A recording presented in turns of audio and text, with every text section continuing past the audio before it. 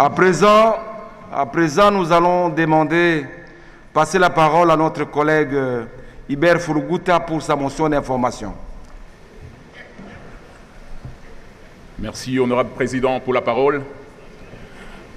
Honorable membre du bureau, honorables députés, chers collègues, je suis Hubert Furuguta, élu de la ville de Goma. Et la population qui m'a élu m'a envoyé vous dire que depuis 4 ans maintenant, jour pour jour, il y a un mort à Goma, tué par balle. Et depuis le mois de juin 2020, un tué sur 2 est soit un opérateur économique ou un changeur de monnaie. Et cela se fait entre 7 h du matin et 19 h du soir. Ça veut dire au moment où il y a encore des activités dans la ville. Depuis la décision du gouvernement congolais à désengorger les prisons pour motif corona, il y a hausse des cas d'assassinat dans la ville de Goma. Ainsi, selon les informations que nous avons recueillies dans nos petites enquêtes, nous nous sommes rendus compte que les personnes qui étaient libérées étaient plutôt des bandits de haut niveau, à la place des femmes au petit délit, à la place des hommes qui ont des conflits avec leurs employeurs, à la place des citoyens congolais qui ont des conflits avec leurs locataires, leurs bailleurs parce qu'ils sont insolvables par rapport au loyer. Alors dites-moi, on libère les bandits des hauts chemins, les criminels, on laisse les personnes au petit délit en prison sous prétexte qu'on désengorge les prisons. Qui a étudié ces dossiers? Ainsi, nous prions au ministre de la Justice, demandé par la ville de Goma, à vérifier les dossiers de tous les grands bandits libérés pour motif corona et qui sont soupçonnés dans la hausse des cas d'assassinat dans la ville de Goma.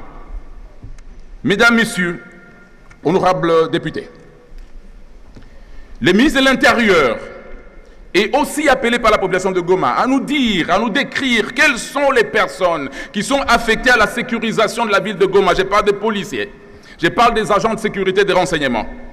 Parce que nous avons des informations claires, éprouvées, démontrées, qu'on passe dans les débits des boissons fortement alcoolisées, on recrute des jeunes aux mœurs douteuses, on leur donne des tenues de la police, on leur donne des armes et on les met à la sécurisation de la ville de Goma. Imaginez la suite, sans aucune formation. Mesdames, Messieurs, je vais encore, honorables députés, vous parler des cas qui causent insécurité dans les villes de Goma, de Bukavu et les environs. Il s'agit de conflits miniers entre creuseurs artisanaux et exploitants industriels à Massissi.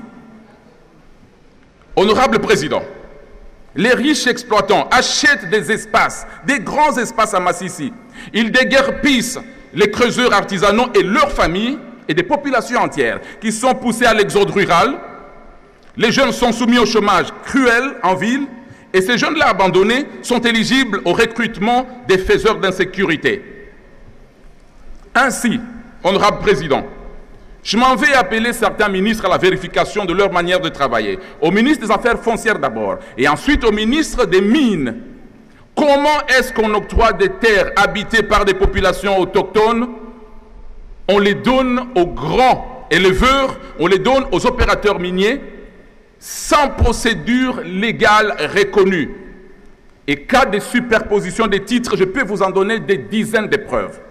Honorable Président, le ministre des Mines peut-il nous présenter la situation de gestion des secteurs miniers qui occasionnent beaucoup de morts par jour dans les Massissi et dans d'autres secteurs miniers du Kivu et dont souvent les victimes sont des creuseurs artisanaux? Je suis en train de vous alerter, honorable Président, sur les autres causes de l'insécurité à l'est de la RDC et surtout partout en République démocratique du Congo. Honorable Président, Goma, votre ville natale, comme vous me l'avez dit, ville touristique de la RDC, développée par les opérateurs économiques locaux, eux-mêmes, sans aide de l'État parfois. Cette ville enviée par le monde entier aujourd'hui, la ville est en train d'être abandonnée aux criminels, aux assassins par les institutions chargées de la sécurisation de la ville de Goma et de la RDC. Il y a peu, on assistait aux opérations des groupes des 40 voleurs qui dévalisaient des avenues entières sans aucune intervention de la police et aisément, ils dévalisaient des familles pauvres qui restaient sans défense et personne ne nous a expliqué. C'était une partie des 40 voleurs. Maintenant, nous passons aux assassinats quotidien en pleine journée, honorable président. Aucune explication de la part du gouvernement congolais. Et nous avons besoin des explications. Nous ne pouvons pas représenter des populations abandonnées et assassinées tous les jours. Nous posons des questions au gouvernement. Personne ne nous dit quoi que ce soit. Nous exigeons avoir des explications de la part du gouvernement congolais. La République démocratique du Congo est abandonnée dans l'insécurité totale dans toutes les provinces. Je parle de ma ville parce que chez moi on tue une personne par jour et ce n'est pas acceptable. Nous sommes en train de parler de quoi ici? Nous perdons le temps à soutenir les autorités morales. Nous oublions les différents problèmes de la République. Nous allons arrêter tout ça. Parce que nos autorités morales veulent leurs propres intérêts. Le peuple est abandonné. Nous allons voir les priorités du gouvernement. Si ce n'est pas le peuple, ça ne sert à rien de rester ici. Nous avons demandé à ce gouvernement de démissionner. Nous avons assez souffert. Les priorités du peuple sont abandonnées. Et voilà que nous sommes en train de vivre la cacophonie. Honorable président, je termine en vous disant ceci.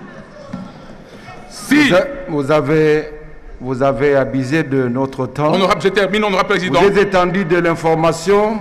Honorable président, merci. À d'autres questions. Je termine. Honorable président, je vous informe, honorable président, que les assassins sont arrêtés à Goma, puis libérés par caution, puis retrouvés encore en train d'assassiner. Quelle est la procédure de la sécurisation de la ville de Goma et de la République démocratique du Congo? Si ce n'est pas ça la priorité, ça ne sert à rien d'être ici. Merci, président.